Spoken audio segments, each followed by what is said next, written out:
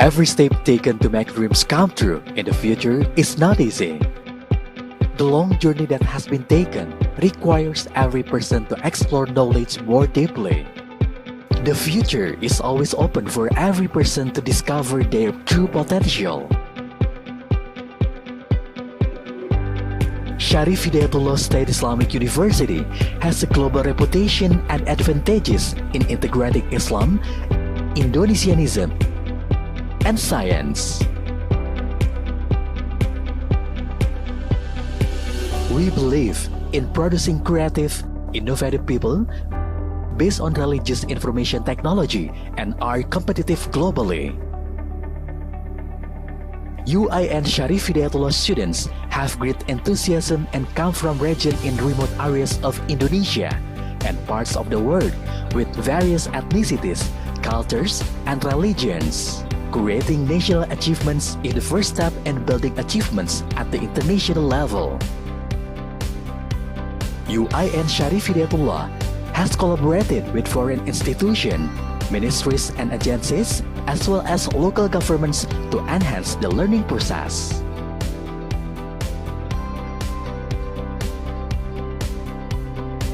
UIN Syarif Hidayatullah can help everyone achieve their dreams through superior programs.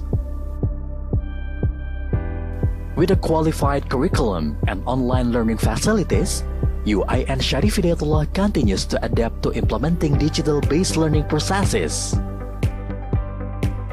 A wise step towards a sustainable future, UIN Syarif Hidayatullah provides green open space for the academic community to support environmental conservation.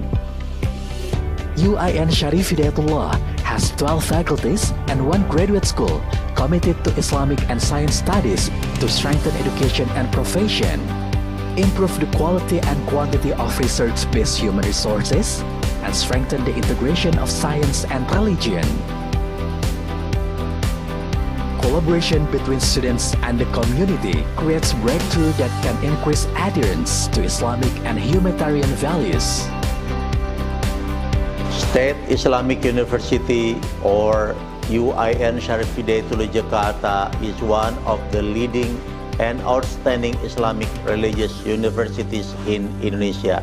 As an Islamic university, we serve students with a comprehensive educational program that integrates Islamic values with general sciences by emphasizing on modernity and Indonesian values. Therefore, to achieve the vision and mission, UIN Syarif Hidayatullah Jakarta is committed to nurturing students by mastering a broad knowledge, having good behavior, as well as noble character. As an Islamic educational institution, we also provide excellent services equipped with modern facilities, serving for academic and non-academic activities. So, students can develop their scientific disciplines in terms of soft and hard skills. We also serve students with outstanding services, among others, sophisticated teaching and learning facilities that can fulfill online and offline teaching and academic programs. In addition to that, UIN Syarif Hidayatullah Jakarta also continues to strengthen its institutional reputation by establishing cooperations with various parties in the field of teaching and learning, research and community services at national and international institutions. We believe that UIN Syarif Hidayatullah Jakarta will continue to become a leading Islamic university with international and global reputation. The success of UIN Syarif Hidayatullah can be seen from the emergence of alumni who have become national figures, state officials, Muslim intellectuals, and politicians with national and international reputations. The ideals of education are infinite, like the sky that never ends. We see a future full of hope, where every person has the same opportunity to achieve their dreams.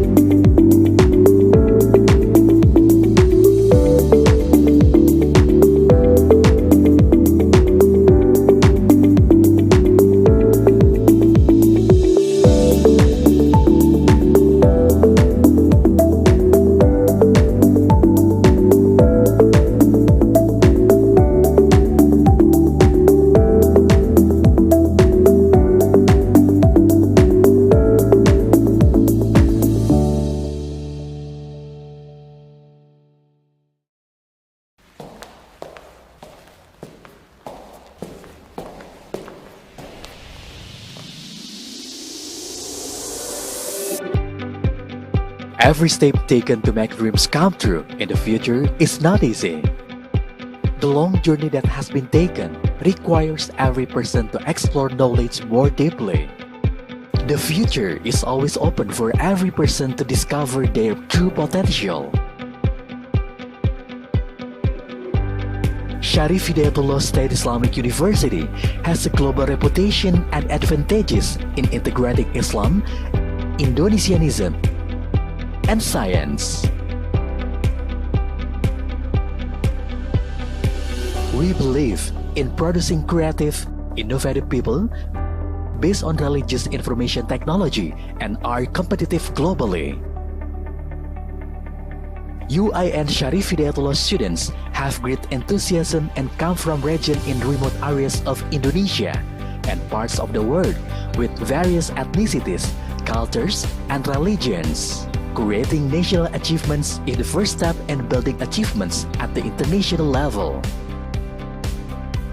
UIN Syarif Hidayatullah has collaborated with foreign institutions, ministries and agencies, as well as local governments to enhance the learning process.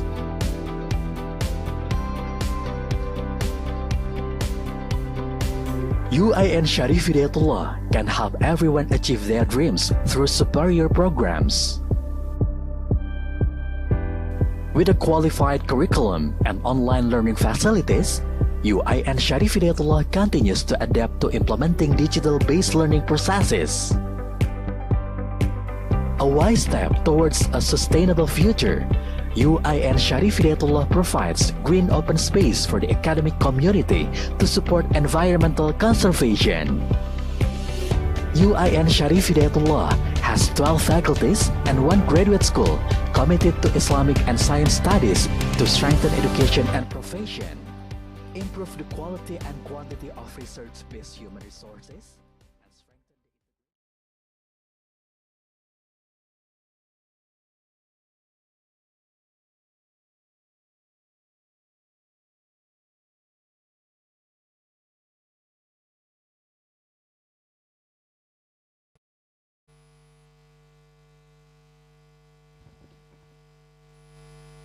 Let us start our public lectures today.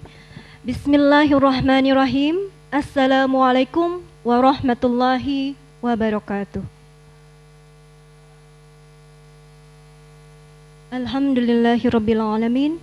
Wabihi nasta'inu ala umuri dunya waddin. Assalatu wassalamu ala asrafil anbiya'i wal mursalin wa ala alihi wa sahbihi ajma'in. Amma ba'du. Good afternoon, distinguished guests, respected colleagues, and all participants. It's such great pleasure today for me, I serve you to welcome on a public lectures on diplomacy and religions, the study and scholarship in French information sessions hosted by the Center for International Cooperation, Syarif Hidayatullah State Islamic University Jakarta, in collaborations with the Embassy of France. We are delighted to serve you here today to explore these fascinating intersections where two significant forces, diplomacy and religions, meet and influence the global affairs. My name is Ida Rosida, and I have the honor to serve you as the Master of Ceremony for today's public lectures. Before we begin, we would like to extend our greetings and deliver our sincere salutations to the Rectors of Syarif Hidayatullah State Islamic University Jakarta, Profesor Asep Saifuddin Jahar, M.Pd. Selamat datang, Prof. And the Vice Rector for Cooperations and Institutional Affairs, Pak Din Wahid M.Pd. Selamat datang. And also the staff of the Center for International Cooperation, Syarif Hidayatullah State Islamic University Jakarta. And also, we welcome our keynote speakers, HE Ambassador Jean-Christophe Pucels, Advisor for Religious Affairs at the French Ministry of Europe and Foreign Affairs. Welcome to UIN Jakarta, Prof. And then also, I would like to welcome the representative of the Embassy of French, to Mr. Jules Irmand, the Counselor for Cooperations and Cultures Affairs. Welcome to UIN Jakarta. And then Mr. Anton Brickhout, the Attaché for Education and University Cooperations. Then Mrs. Mary Solam Rinoy, the First Secretary of the Embassy. Welcome to UIN Jakarta. And then Mr. Martin Albert, the First Secretary of the Embassy. And then, last but not least, respected deans and advisors, all lecturers, students, and all participants. Welcome to these public lectures on diplomacy and religions. Well, distinguished guests, respected colleagues, and participants, let us start these public lectures, and the first agenda is the opening remarks. To officially commence our public lectures on diplomacy and religions, it is my great honor to invite the directors of Syarif Hidayatullah State Islamic University, Jakarta, Professor Asep Saifuddin Jahar, M.Pd, to deliver the opening remarks. Ladies and gentlemen, please join me in welcoming Professor Asep Saifuddin Jahar, M.Pd, to the stage. Welcome. Thank you very much. Assalamualaikum warahmatullahi wabarakatuh. His Excellency Ambassador Jean-Christophe Porchel, I'm sorry if it's okay. Advisor for Religious Affairs at the French Ministry of Europe and Foreign Affairs, and the delegate, Mrs. Marie Salom Renouy and Mr. Martin Albert, Vice Rector for Cooperation, and the Dean of Usuludin, Professor Ismaturafi, and all the audience. It is a great honor for us to have our guests, distinguished guests from the French Ministry of Europe, from the France. There's Ambassador Jean-Christophe. He is the first time come to our university, and he came to Indonesia at the first time in 1988. So he come again to this country with a different, of course, environment. So today we welcome him here, and we will listen and we'll have a special speech on religion and diplomacy. And I hope you can enjoy the speech and you can listen what he will deliver, because he has already a lot of experiences in some Muslim countries, like in Turkey, Iran, and so on. So welcome, Pak Jean-Christophe Porchel to our university, and again, please give applause for him. Okay, thank you very much. Thank you very much for the opening remarks from directors of UIN Syarif Hidayatullah Jakarta.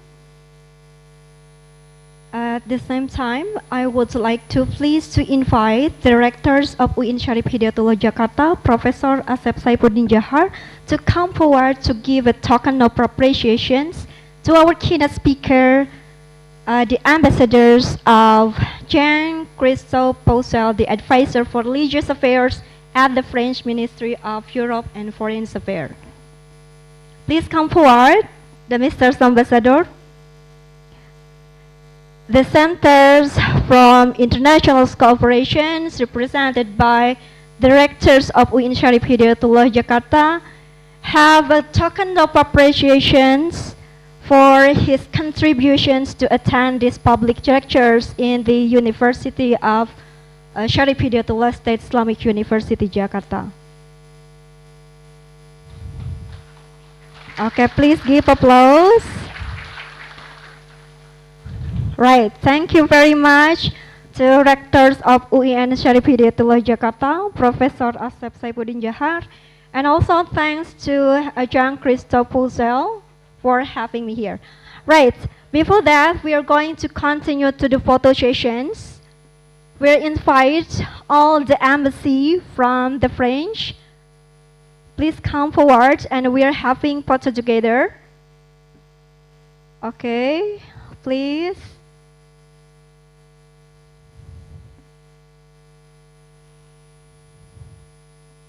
Okay, the dean, the vice deans, and all lecturers that has already attended public lectures, please come forward to take photo together.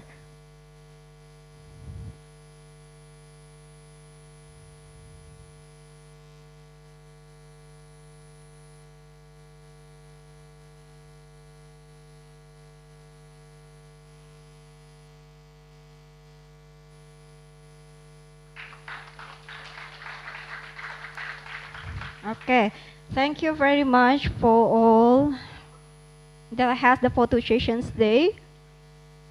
Please have a seat. And we're going to continue to our main sessions on public lectures on diplomacy and religion.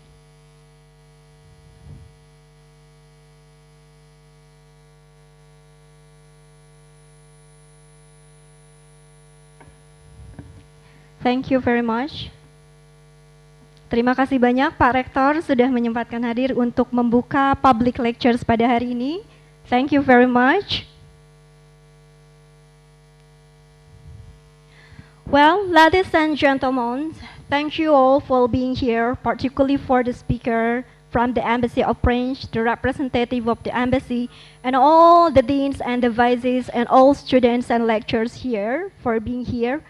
I do believe that these public lectures will be beneficial for us and enlighten our sense of how diplomacy and religion is intertwined. We are honored to have distinguished speakers and experts with us who will shed light on how diplomacy and religion shape international relations, foster peace, and sometimes challenge our global system. His participations in a new global platforms explore innovative frameworks for fostering religion, sensitive and inclusive policies, highlighting the relationship between freedom and sustainable development. Distinguished guests, respected colleagues, and participants, we are now turning to the main sessions, public lectures on diplomacy and religions, with the study and scholarship and information sessions with our keynote speaker, HE Ambassador Jean-Christophe Puzel, Advisor for Religious Affairs at the French Ministry of Europe and Foreign Affairs. Please give a warm welcome as we invited the ambassador to the stage, and also we invited Professor Dr. Ismaturopi, M.Pd, to the stage. Prof. Ismaturopi will guide the main sessions and lead us through the discussions on these public lectures. I now hand over the sessions to our moderator. Ladies and gentlemen, before we start, please give a warmest applause for the keynote speakers and also these public lectures. Okay. Silakan Prof, saya serahkan. Terima kasih. Terima kasih. Assalamualaikum warahmatullahi wabarakatuh. Ladies and gentlemen, distinguished delegate from French Embassy and esteemed colleagues and students, good evening, almost evening actually. So, pursuant to the remark from our esteemed rector, Professor Asep Saifuddin Jahar, I would like once again to extend our warm welcome to you all, in particular to the presenter today. And we are truly honored to have with us today His Excellency Ambassador Jean-Christophe Pujil, Ambassador of Religious Affairs of the French Ministry of Europe and Foreign Affairs, will be sharing his insight on the crucial intersections of religion and diplomacy. As we already know that Indonesia and France share the common vision about religious freedoms. So in Indonesian context, this kind of freedom, protecting freedom, has embedded in our principle Pancasila, where for the French has been embedded in the principle of laicite, if I am not mistaken. So both of us are home to diverse and vibrant religious community, and also with this long historical outstanding of religious community in both countries. So we hopefully that this tradition will offer a unique perspective on how diplomacy can be a tool for fostering mutual understanding in the world where religious identity plays a significant role in global context. So religion may serve as and can ignite bloodshed, but at the same time, religion can inspire peace and build the bridge. So in the context of the current issue of Israel and Palestine, for example, we can see in quite different perspective whether this is religious war or this is political war. So it depends on how we see the problem. So today's lectures will explore how religion that have been perceived as personal matters extend beyond the spiritual domain and become a key aspect for international diplomacy. Ambassador Pujil will share with us how religion can be a powerful force for diplomacy and reconciliation on the global stage, and how religious dialogue and collaboration are woven into diplomatic strategy of many nations to settle down the conflicts. So we know for sure that France is among the country that has been the strong supporter for religious freedom. And if I am not mistaken, it is the France that the only country that has special fund endowment that is that is served for the victim of ethnic or religious violence among the world. If I'm not mistaken, France has this kind of fund to help the victim of this religious violence, of ethnic violence. So this is really important for us to discuss about diplomacy that has been played by French government regarding religious freedom and diplomacy regarding of religion. So for the student now, so with the presence of the ambassador, it will be the opportunity for you as well to open up the possibility for studying in France. So we know for sure that with its world-renowned university, France is among one of the destinations for Indonesian students to study. So hopefully there will be someone or many of our students will be joining the caravan going to France for their academic adventures and academic horizon. So without further ado, I would like to read a slide CV, curriculum vitae of our presenters here.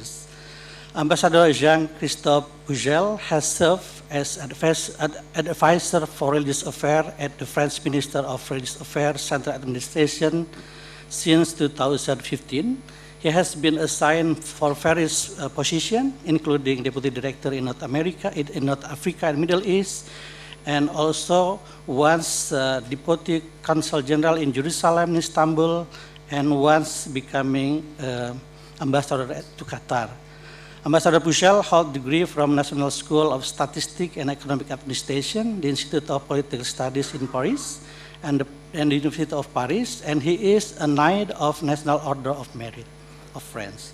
So without further ado, I'm pleased to invite Ambassador Jean-Christophe Pujal to begin your lecture. Ambassador, time is yours. You have like 20 minutes for the presentation. Okay. Thank you. If it's too long, you will remind me. Sure. Okay. Mr. Dean, thank you very much for your welcome, and I want to thank all the university director and his staff for welcoming me, and also you, the students, for being kind enough to go and listen to me. I'll try in a short time, 20 minutes, to give you some insights on this subject of religion and diplomacy.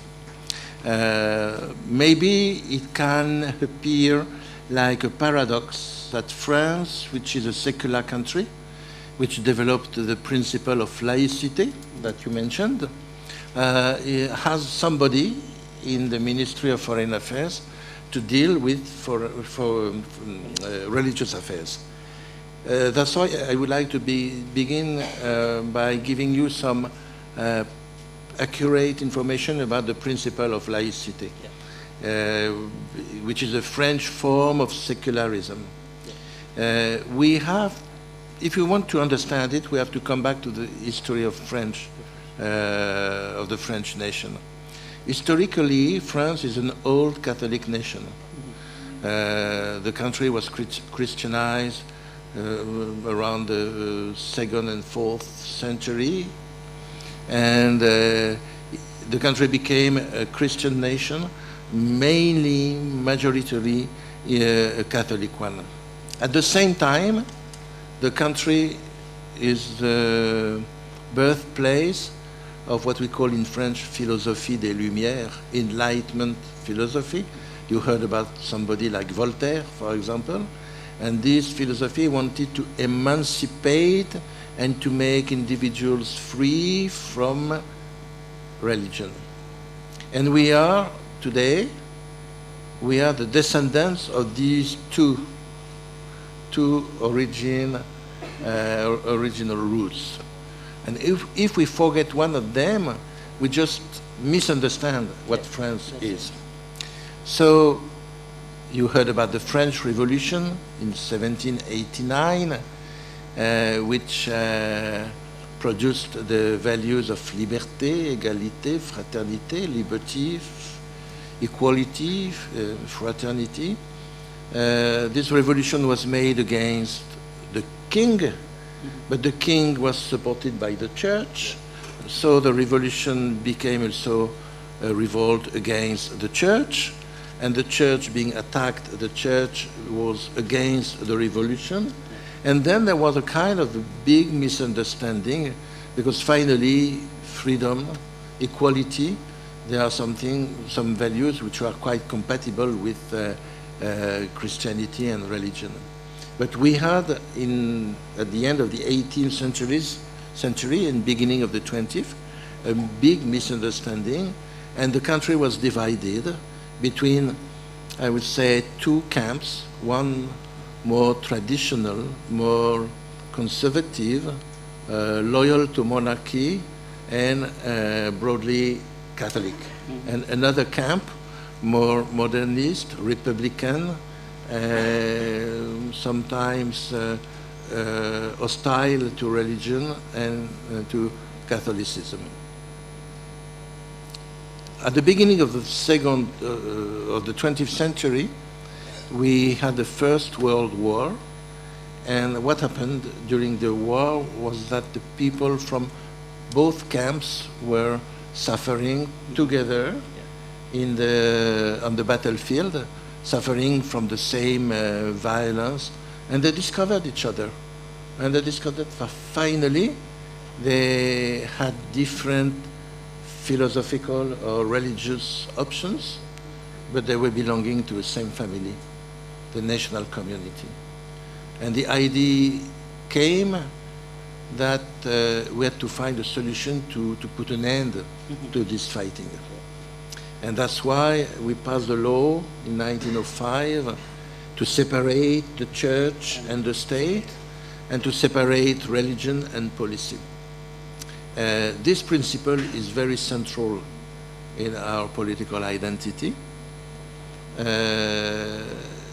is something which is the legal principle which, in the context of the French history and national background, was the solution to permit everybody to live together, to live in liberty, in free.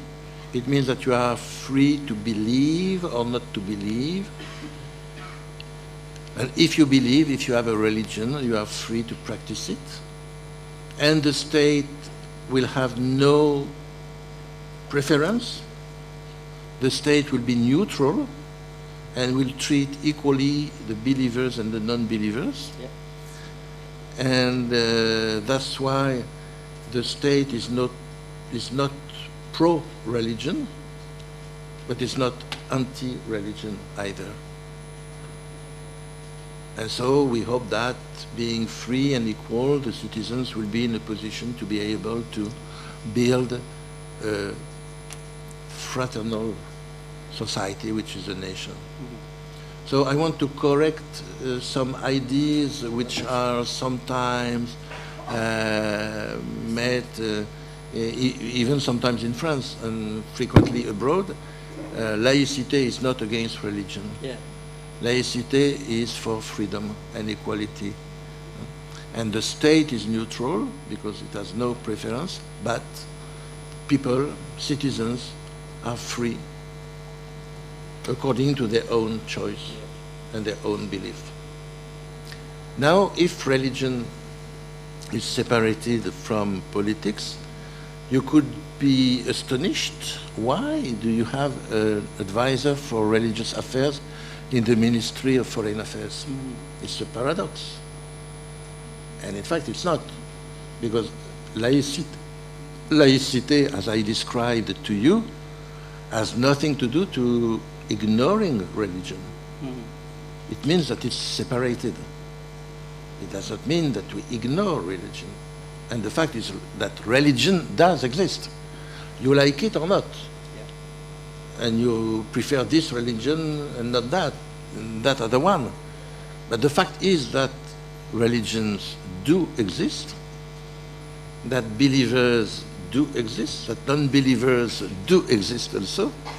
And not only that, but we have to consider that religion plays a role, is active in international affairs. We, France, we consider ourselves like a country with a global world responsibility. We are a permanent member of the Security Council.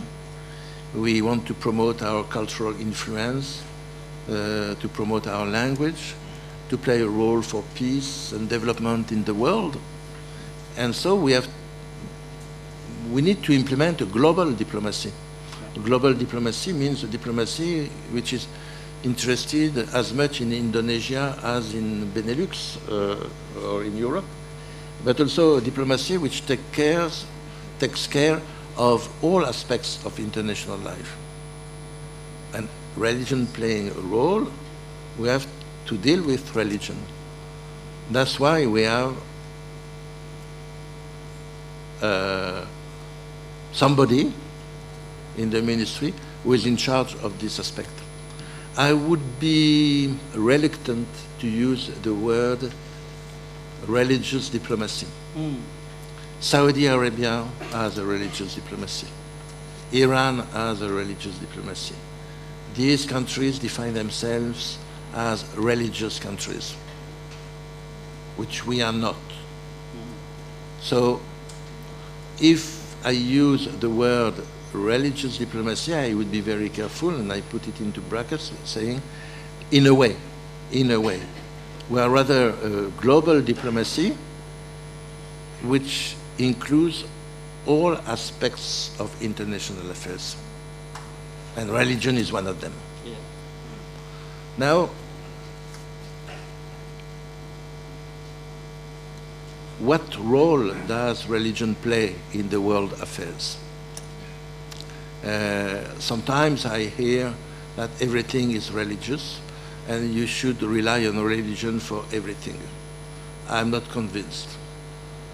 I lived in Iran, for example. In Iran, the country proclaimed itself an Islamic republic, and some people believe that the solution to everything is in the Quran. I'm not sure that the Quran has solved unemployment or organized emergency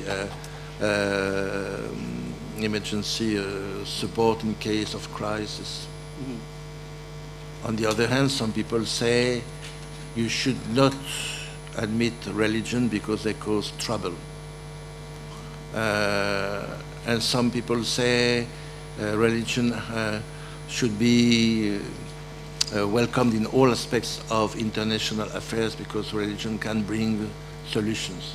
So you will see that you have different ways of looking at the subject. It indicates that we need to be careful in the analysis and to try very objectively to understand what religion is playing. In 1978, Pope John Paul II was elected a pope in Rome. He was coming from Poland in the communist bloc under the Soviet Empire, and his election really played a great role in the collapse of the USSR. 3 months later, in February '79, Iranians made a revolution and created an Islamic Republic, which created a lot of trouble in the world by encouraging political Islam, and there was a kind of competition between the states to be more Muslim than others, and it was a route for radicalization, including violent one. Some months later, the USSR invaded Afghanistan, encouraging the surge of a Muslim religious Sunni revolt against the USSR, creating some phenomenon like Al-Qaeda, which was born in this context.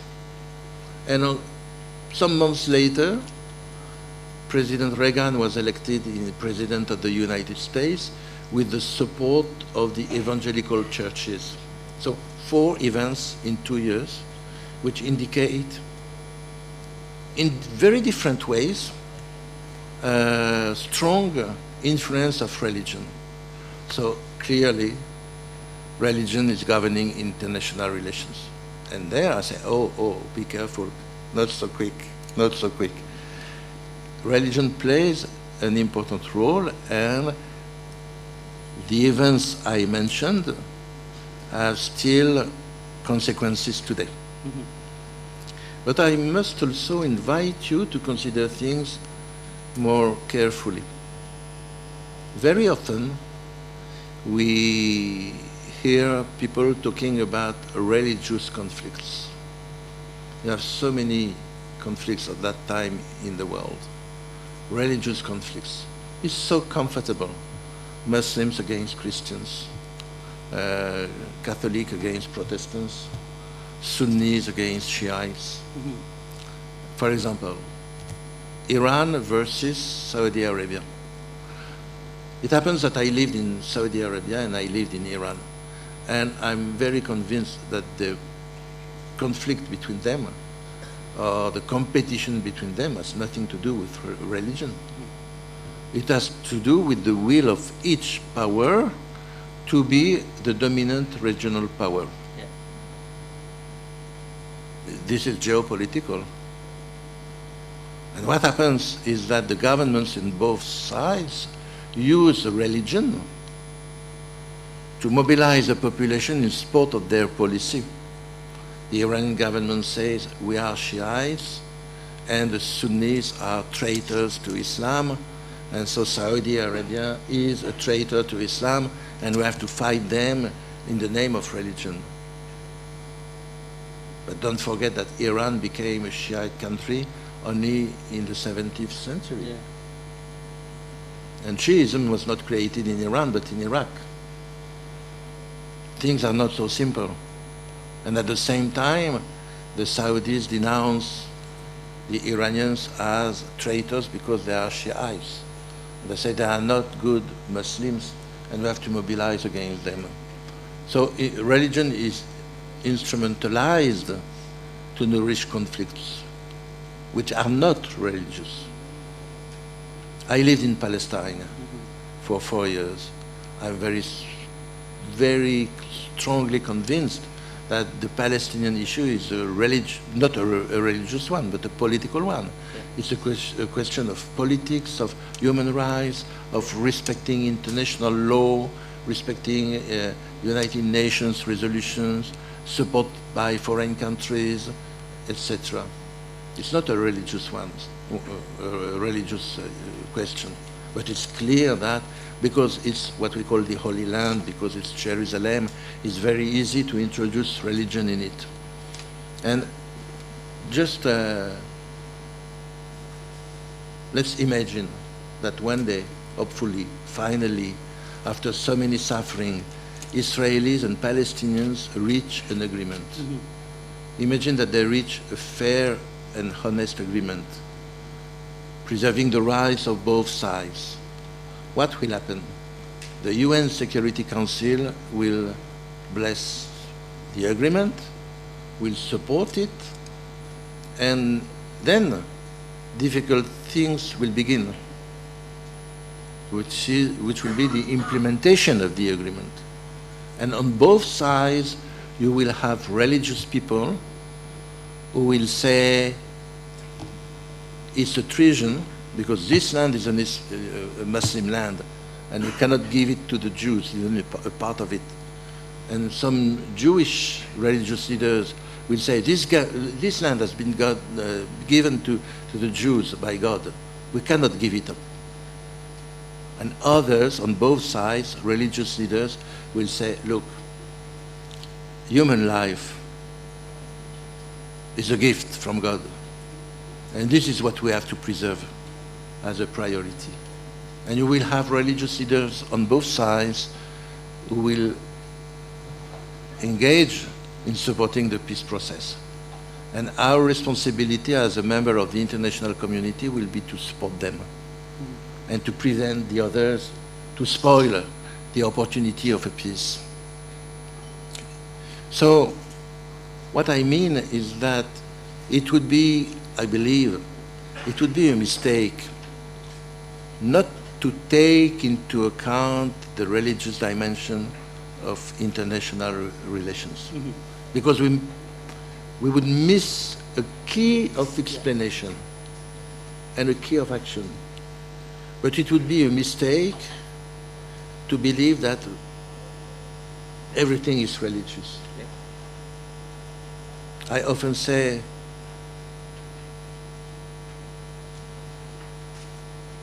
religion is everywhere, but it's not everything.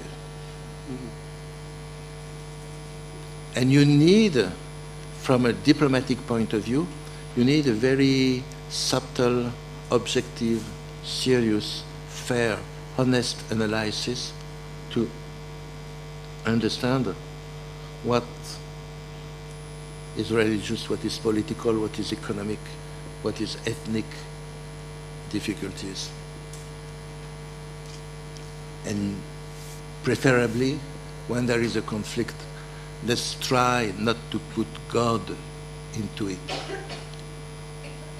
I think that all religions should just consider that if we believe in God, we should be attached to respect human lives, human dignity, fundamental rights. But if you put God in the middle of the conflict, it will never be solved. Because to get out of a conflict, you need to reach a compromise. And God is not a matter for a compromise. God is an absolute. So if you want to make a compromise on God, it will be impossible. So please, don't put God in the middle of the conflict. Okay? I could give you many, many, many more examples. Now, 5 minutes? 3 minutes. Okay. I'll go to the essential. I hope that I could help you to see this subtle reality. We have to take into account religion, but also all other aspects, and neither underestimate nor overestimate religion in international affairs. That's what we try to do in the Ministry of Foreign Affairs. So what am I doing? I'm visiting friendly countries, meeting the youth, meeting official or religious interlocutors, exchanging views, trying to understand each other better. We analyze the regional conflicts. We try to know about religious actors, to identify those who will be or who can be peacemakers. We also discuss with religious leaders of many things related to international affairs. 10 years ago, the COP, Conference of Parties on the Climate Change, happened in Paris. Mm-hmm. And before the meeting in Paris, we organized a meeting in Paris also, a meeting of religious leaders to sensibilize them to what was going to be discussed in the international conference. The international conference was a conference for ministers and heads of state, not for religious leaders. But before, we gathered religious leaders and we told them, the governments will never make the compromise necessary to save the planet. They need to get the pressure of the people, of their citizens. And you can provoke and help this pressure, not to make revolution, but to push for your governments, saying, in the name of God, in the name of the whoever God is, but we have a moral responsibility to save the planet.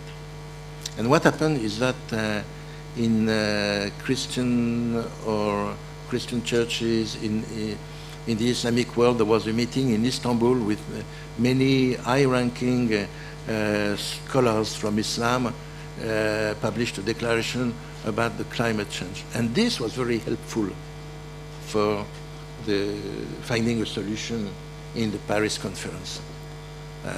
I think this is what we can discuss with religion, and we talk with them about any subject of common interest: peace, security, development, human rights, freedom of religion or belief, fighting religious extremism and violence on behalf of religion. You will tell me, but religion is not violent. Okay, I agree. But you know also that some people are violent on behalf of their religion.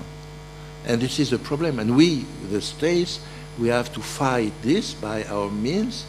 I mean, police, intelligence, security, but religious leaders have a role also in speaking against violence on the basis of their religious faith. Each one, the state and the religion, under its own responsibility. But we can work and talk together, pursuing, the global interest of the human family, which is one family on the earth. And I think that the country of laicity and the country of Pancasila can understand each other on this point. Sorry for being too long, and thank you very much for your attention.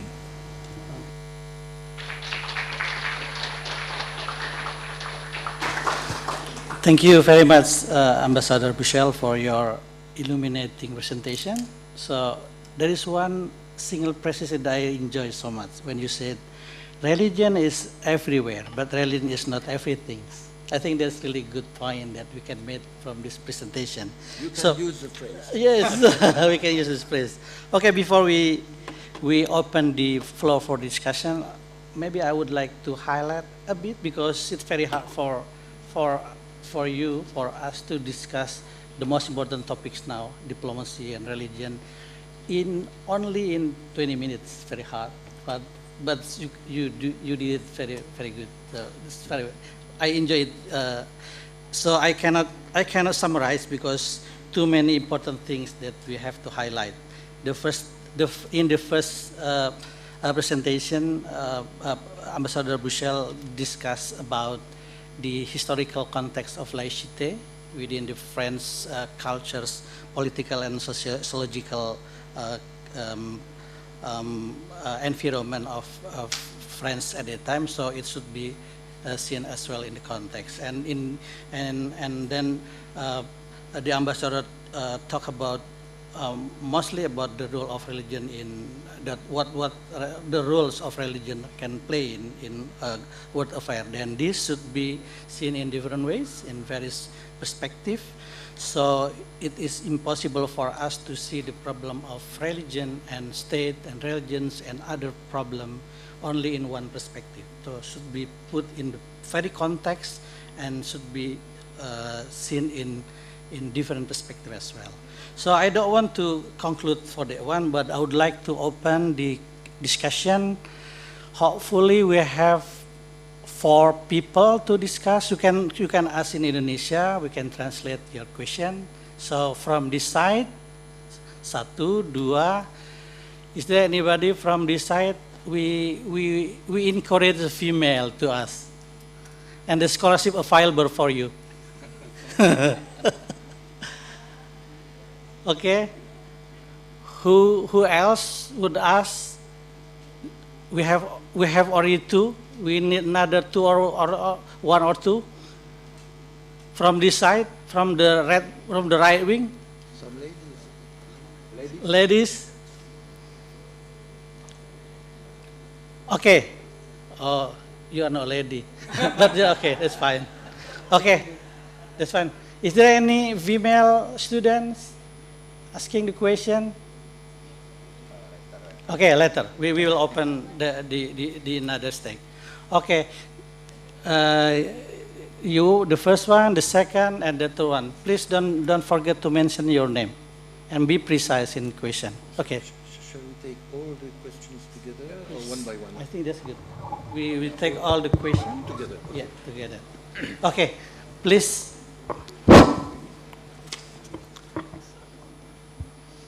Assalamualaikum warahmatullahi wabarakatuh. Thank you for the opportunity for me, the Honorable Mr. Vice Rector, Mr. Ambassador, and Mr. Dean. My name is Satria Juanda. You can call me Satria, and I am from the Faculty of Usuluddin. So I actually have 2 questions for Mr. Ambassador Jean Christopher Bushel. Apologies for the mispronunciation. I was reading an article about you doing an interview in the United States. I couldn't quite remember if it was from the UC Berkeley or the Georgetown University, but you were explaining that there's actually a difference between the laicite and the secularism itself, because the two are actually the 2 words is only a translations in English. The way laicity works is actually a bit different with secularism, which I couldn't quite understand, because from my simple understanding, secularism is separating the religion and the governance without denying the existence of religious itself. So how does laicity actually works? What makes it different with secularism? And my second question is, since we are in a public lecture about diplomacy and religion, it is only fair for us to talk about what's going on here now, especially about the conflict in Palestine. So I don't want to argue to you whether what's going on in Palestine right now is political or religious. I don't want to argue with that. But what I want to ask you is, where does the French government actually stands on the event or on the genocide that is happening right now in Palestine? Thank you. Thank you, Satria. these really tough questions. So it takes like 1 semester for this answering the question. Okay, the second one, please. Okay, first of all, let me introduce myself. My name is Abdul Basit Rahim Janov. I'm from Uzbekistan. In here, I'm international student at Faculty of Tarbiyah and Educational Studies. My majoring is Islamic education.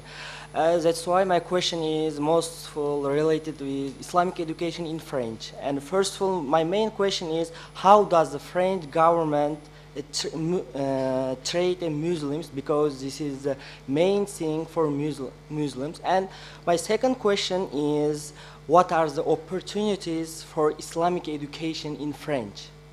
And are there, my last question is, are there any Islamic universities? And can you give like information, and that's all. Thank you. Yes. He's an international student here. Thank you, Basit. Basit, I can call Basit, right? Who else? Someone on the corner, okay.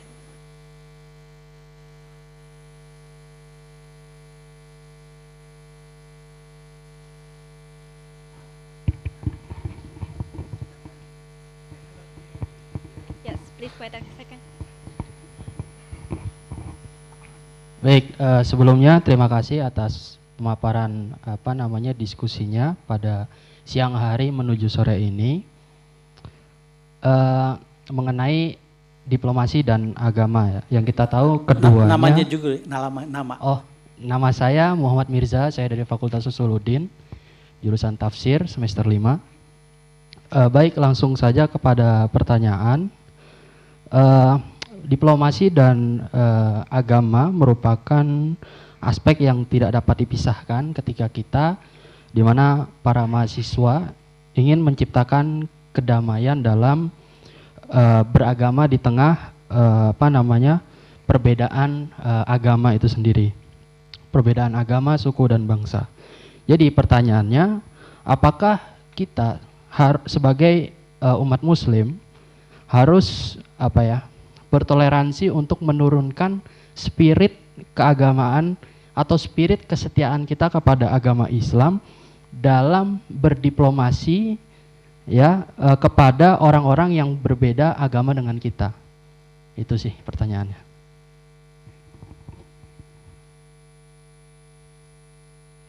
Baik.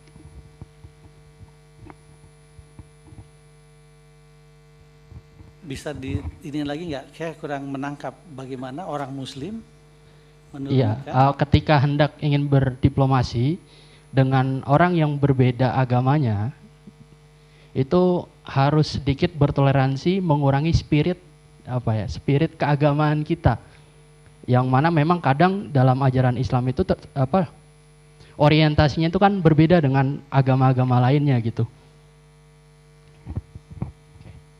Terima kasih. Okay, we have 5 questions. It's a really tough question. The first from Satria regarding the differences between laicity and secularism. It takes like philosophical understanding on this. And the second one about the conflict of Palestine and Israel and what is the France stand for. And the second one from Basit regarding the Islamic education in France. In particular, what the overview and the opportunity for Islamic education to be developed, and what is the prospect of Islamic university in France. And the third one regarding what stand we have to take as a Muslim where we are dealing with religious dialect, whether we have to stand firmly as a Muslim or we should diminish or we lessens our spirits of superiority when we are talking with other religious traditions. So it's quite philosophical as well. Okay, the ambassador, please, time yours.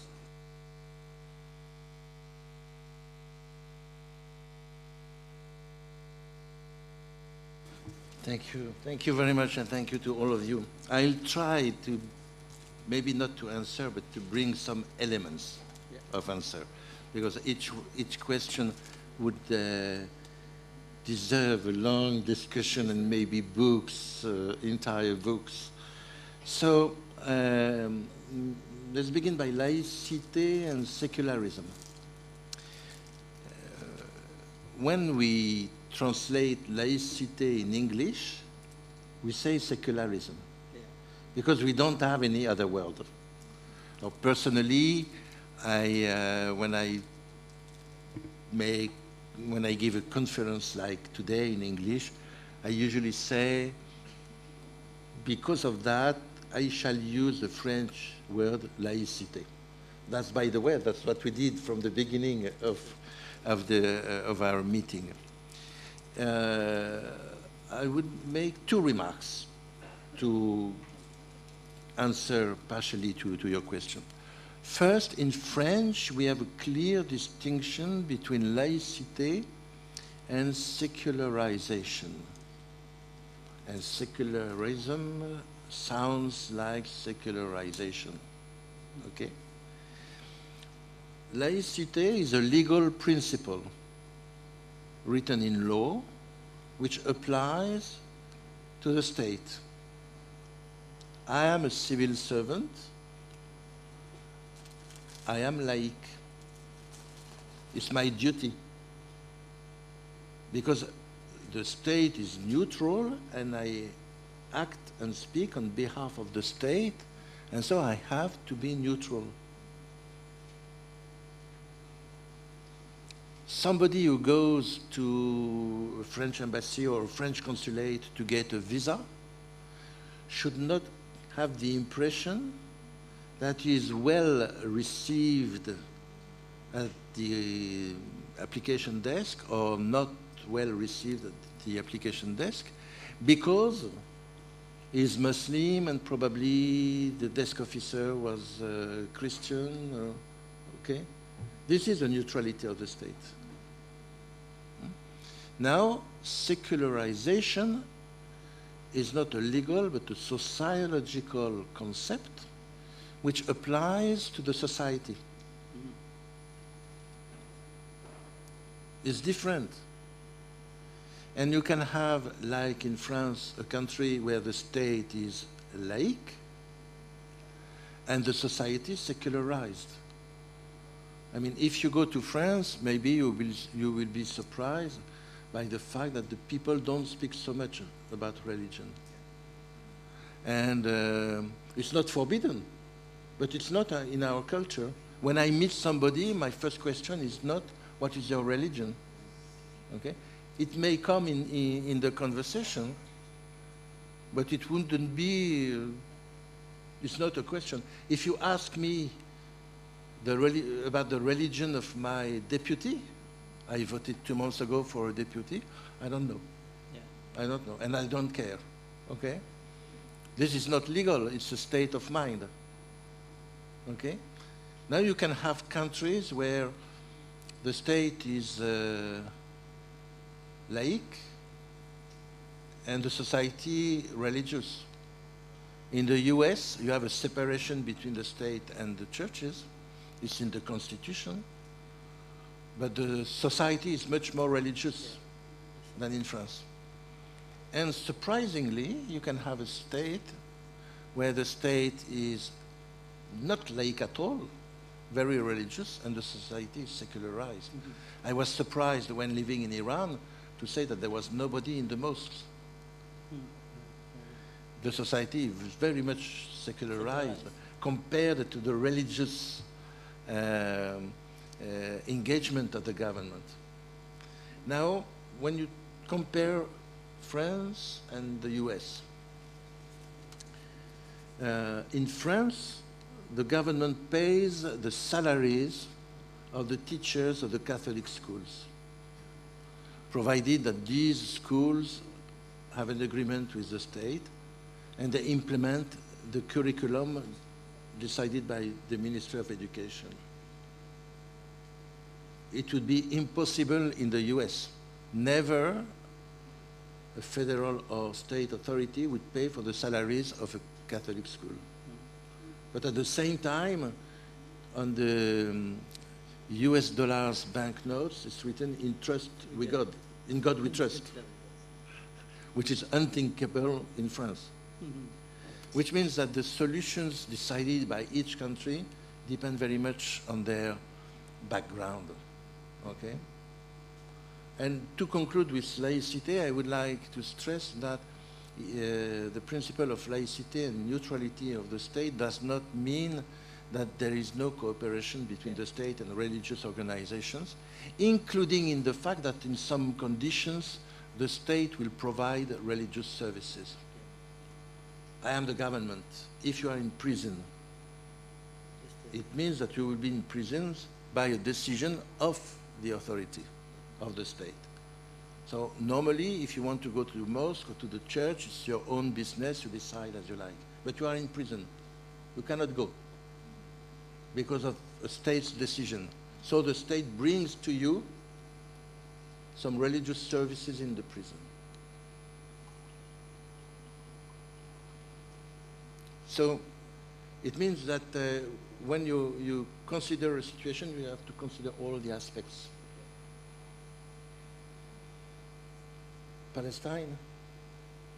Palestine, very difficult and very painful subject.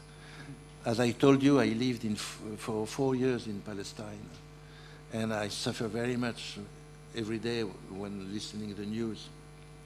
So I go on thinking that the conflict in Palestine is political and not religious.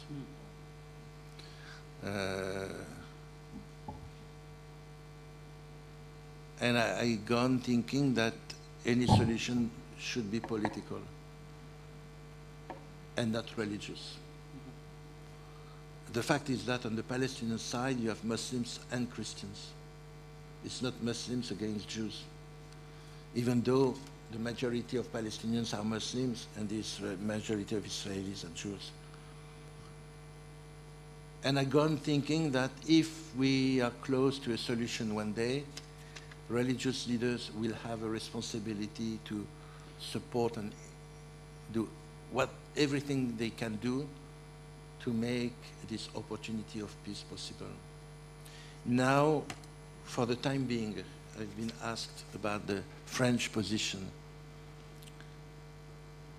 We try to be as objective and honest as possible, which is not easy because the situation is very complex.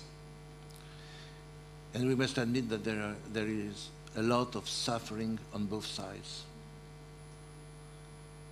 We cannot do anything but condemn what happened on October the 7th.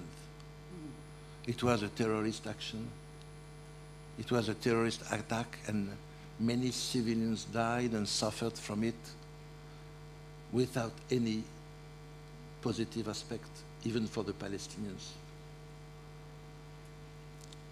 We cannot consider that the story began in October the 7th.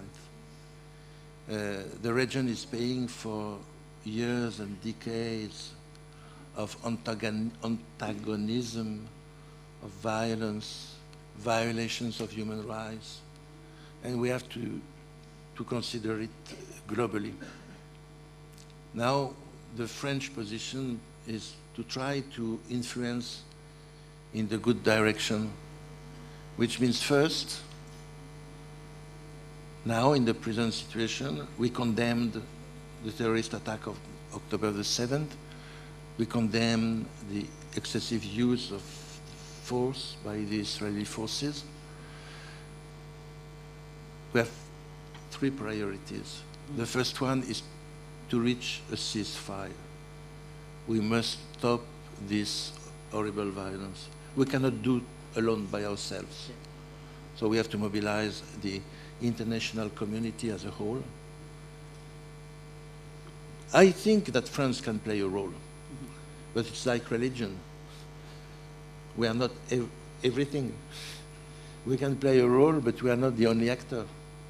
And we have to work with the international community and with the actors. And for the time being, we have to see, and we regret it, that neither Israel nor Hamas seem to be ready for a ceasefire. Does not mean that we have to give up. And we shall go on working for that and calling for this. Second point, we must ensure, and this is what we ask Israel every day, we must ensure the access of humanitarian aid. So too many people are suffering. Yeah. Children, wives, civilians, even a fighter needs humanitarian aid. This is our second priority. And then third, this tragedy will never stop if we do not manage to find a political solution. It's not the same calendar. Stopping the ceasefire can be done today, if there is a will. Bringing the humanitarian aid can be done in the following days and weeks, if there is a will. And finding a political solution will take some more time, if there is a will. But there must be a political solution, and we still continue to think that the only viable political solution is the so-called two-state solutions. Otherwise, one of the peoples will be eliminated, which cannot be accepted. Education. It's interesting because you have raised one of the most difficult questions for Muslims in France. There are very few Islamic training centers in France for many reasons. The first one is that Islam is a rather new religion in France. I'm not talking about our former colonies in Africa, but on the French territory in Europe, 1 century ago, there were very, very, very few Muslims. So Muslims did not have, like Catholics, Protestants, Jews, or secular state, old schools with old traditions. So we are working from, I would say, almost nothing, okay? Second, because of laïcité and the separation between the state and the churches or religions, the French government cannot take care of religious education. It's up to religious communities to bring their training and education. So if you are a Catholic family in France and you want to bring, to give a Catholic religious education to your children, you have the choice. Either you choose a Catholic school where all the students are not Catholics. There are Catholics, other religions, and non-believers. But those who want will receive a religious education. Or you do it in the churches, in the parishes, what we call catechism. For the Muslims, it's quite different because there are no schools of this tradition. So religious education is given in the mosques, and sometimes it's very good and sometimes it's not. And we have a problem because we discovered that in some mosques the religious education was very radical and was encouraging violence. This is something we are talking about with the Muslim community leaders. And then there is another problem. The Muslim population in France is almost 100% from immigration. Yeah. So they have different traditions. It's not like in Indonesia, where Islam in Indonesia is historical and can be considered broadly as common to all the people in Indonesia. It's not the case in France.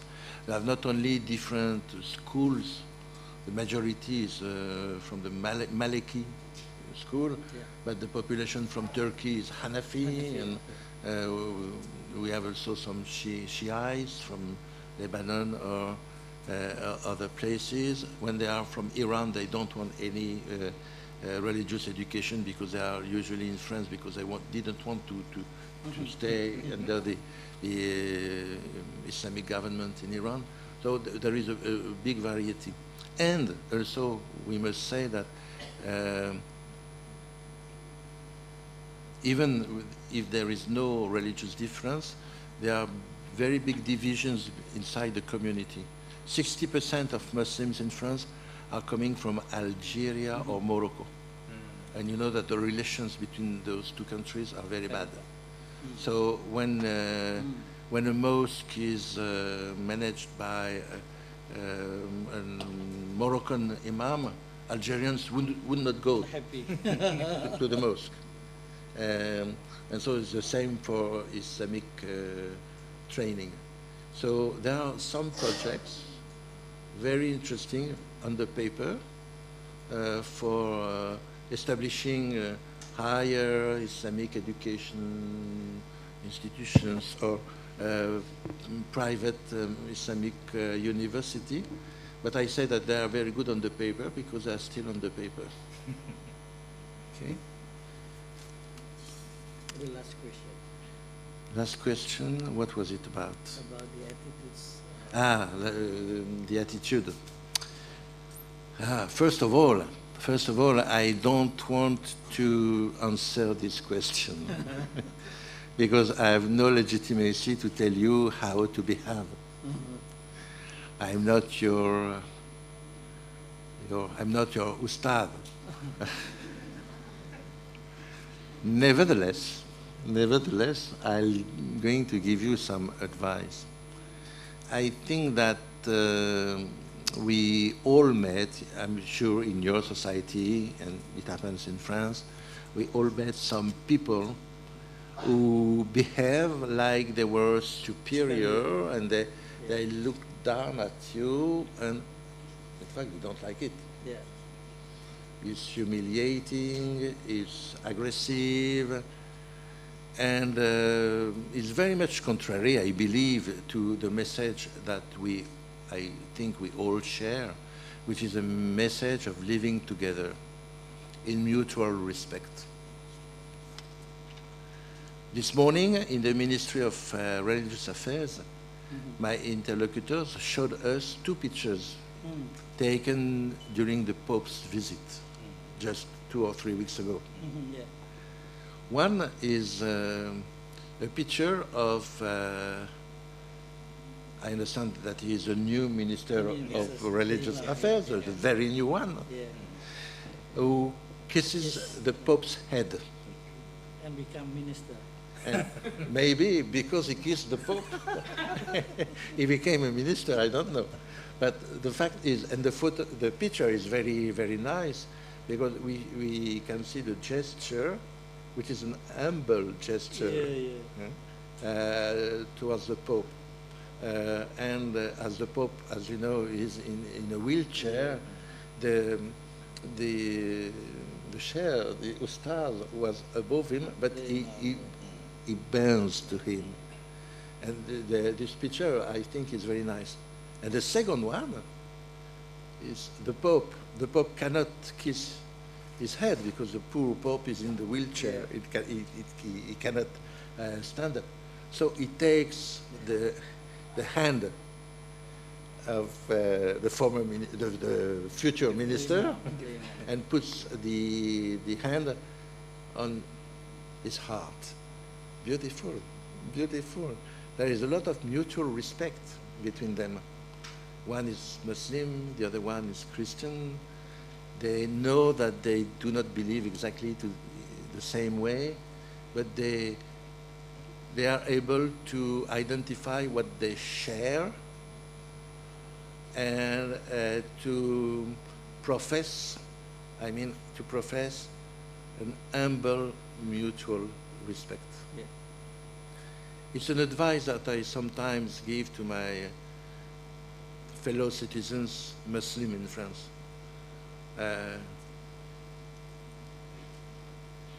I don't tell them to accept to be humiliated. Sometimes there are humiliations not from the state or from the country, but from some people.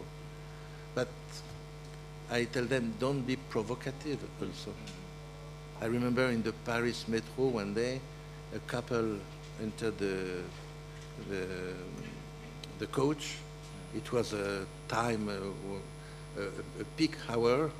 It was overcrowded, and they began making trouble because somebody had looked at his wife, and somebody had touched him, and this is a very bad behavior, because it gives the impression that Muslims, but it could be true for members of another community, don't want to interact with other people. And you cannot build a society if you do not accept to interact. Yeah. Panchasila, believe in one God, humanity, unity. There is no unity if there is a sense of superiority. Personal thought. Did I answer all the questions? Yes, you answered all the questions. Thank you very much for your interesting and thoughtful answer for all the inquiries. We sure that there are a lot of things we can discuss on the issue, but unfortunately we have a time constraint. So I have to conclude this public lectures. So again, I would like to extend our heartfelt gratitude for your visit to our campus and for your presentation today, and your sharing your knowledge and experience with us on the issue of diplomacy and religion. And we also to thanks all the attendees who remain with us until the end of this event. So let us carry forward the message that religion, far from being a cause of division, can be bridged toward peace and harmony among nations. So that's the other phrase that we can quote. And maybe we all benefit from this today lectures. Let us close this by reciting Alhamdulillah Rabbil Alamin. Okay, again, thank you very much. Okay, see you around. Assalamualaikum warahmatullahi wabarakatuh. I would return to the forum to the Master of Ceremony. Thank you very much, Prof. Well, we are now coming to the end of our public lectures on diplomacy and religions. We have very insightful presentations from His Excellency's Ambassador Jean-Christophe Pucel's Advisor for Religious Affairs at the French Ministry of Europe and Foreign Affairs.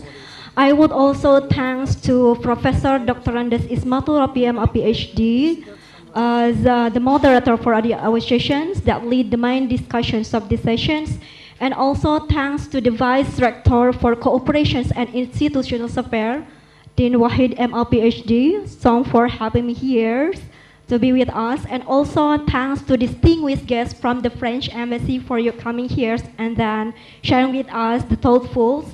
And also all participants in these public lectures, thank you very much for your participation here.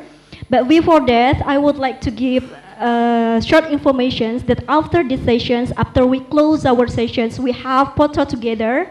So all the participants, please come join us to take some photos with the speakers and also the representation from the French Embassy.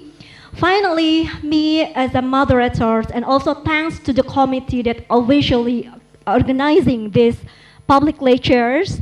We are sorry for any shortcomings that visiting these public lectures. Me as a master of ceremony say sorry if there's any mistake in delivering the sessions. Lastly, I would like to say thank you very much for your attention, and then please give applause for our public speakers today. Thank you very much. Wassalamualaikum warahmatullahi wabarakatuh. Baik, teman-teman bisa